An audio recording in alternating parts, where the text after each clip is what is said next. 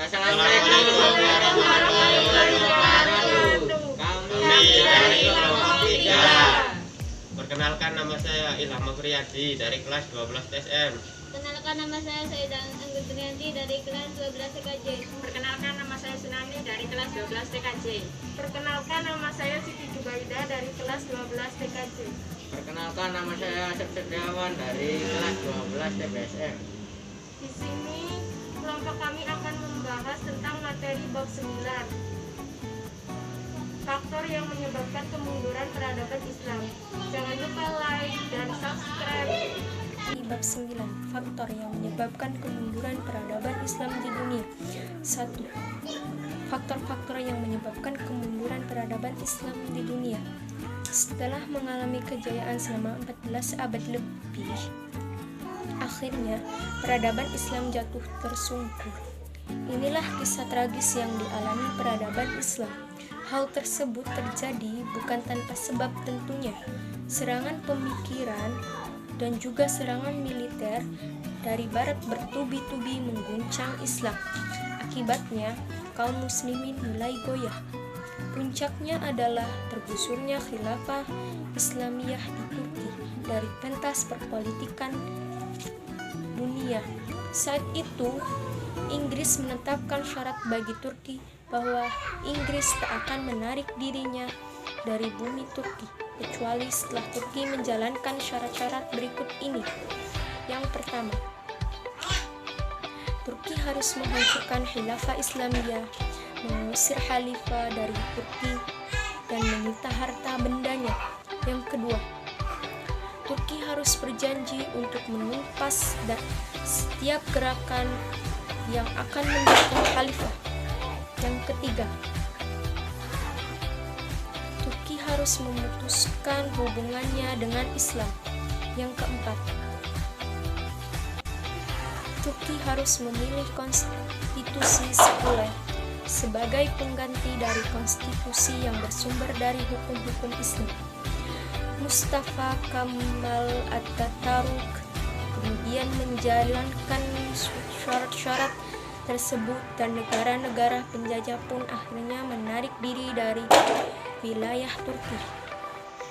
Di antara faktor-faktor yang menyebabkan kemunduran Islam adalah sebagai berikut. A.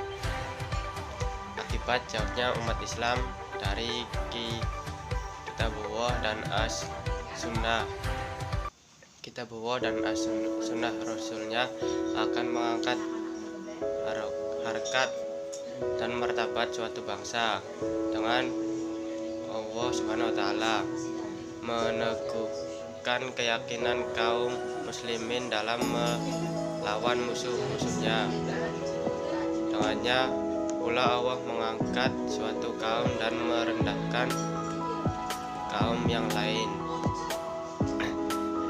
Jauhnya umat Islam dari Kitabullah dan Sunnah Rasulnya merupakan salah satu yang mengakibatkan umat Islam kini mempunyai konsep diri yang buruk sekali, taklid atau ikut-ikutan. Oleh karena umat tidak punya nilai, tidak memiliki prinsip-prinsip yang sangat berharga sebagaimana yang ada di dalam Al-Quran dan As-Sunnah, akhirnya yang mereka lakukan adalah mencari nilai dari orang lain. Kalau sudah demikian yang terjadi, sebagai mereka akan mengikuti apa saja sesuai dengan kebiasaan orang lain. Akibatnya adalah ikut-ikutan. Hal ini pernah diantisipasi oleh Rasulullah SAW. Terjadinya perpecahan kalangan umat.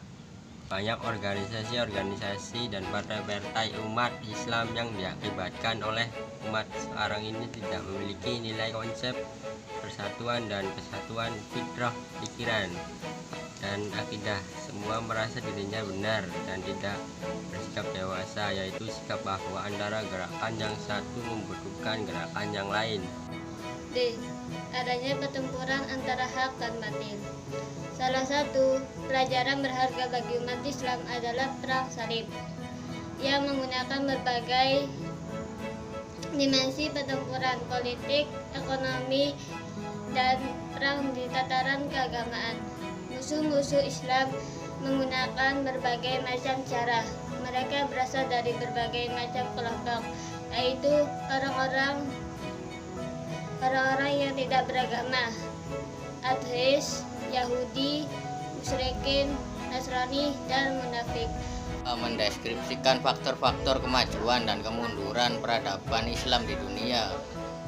14 abad yang lalu, Allah SWT mengutus Nabi Muhammad SAW sebagai uswatun hasanah bagi umat manusia. Beliau mendapatkan amanah dari Allah SWT untuk memimpin dan membimbing umat manusia ke jalan yang benar, yang diridhoi Allah SWT, untuk memperbaiki budi pekerti umat manusia, khususnya bangsa Arab yang moralnya sudah keterlaluan buruk, tidak memiliki aturan dan tatanan yang benar, sehingga mereka berada dalam keadaan yang menggunakan hukum rimba yang ada. Siapa yang kuat, dialah yang berkuasa. Faktor yang menyebabkan kemajuan Islam adalah sebagai berikut. 1. Adanya semangat kaum muslimin yang tulus untuk menyebarkan agama Islam.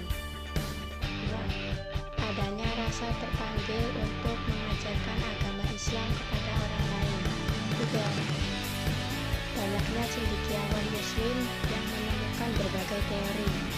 Misalnya, Al-Khawarizmi menemukan angka 0 dan namanya diabadikan dalam cabang ilmu matematika. Ibnu Sina yang membuat termometer udara untuk mengukur suhu udara. Beliau pakar medis Islam legendaris dengan karya ilmiahnya yang menjadi referensi ilmu kedokteran para pelajar barat.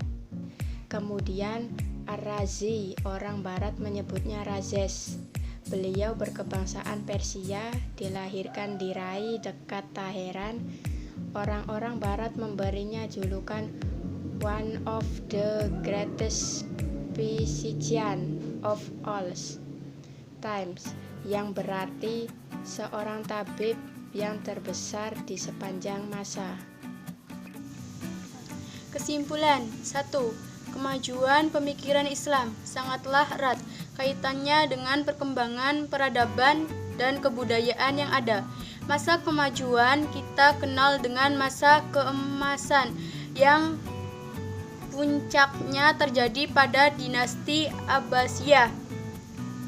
2. Beberapa faktor yang mendorong kemajuan Islam, yaitu terdirinya asimilasi antara bangsa Arab dengan bangsa-bangsa lain yang lebih dahulu mengalami perkembangan dalam ilmu, pengetahuan, peluasan dalam pemerintahan dan politik, stabilitas pertumbuhan ekonomi dan politik, gerakan penerjemahan dan berdirinya perpustakaan yang menjadi pusat penerjemahan dan kejadian ilmu pengetahuan.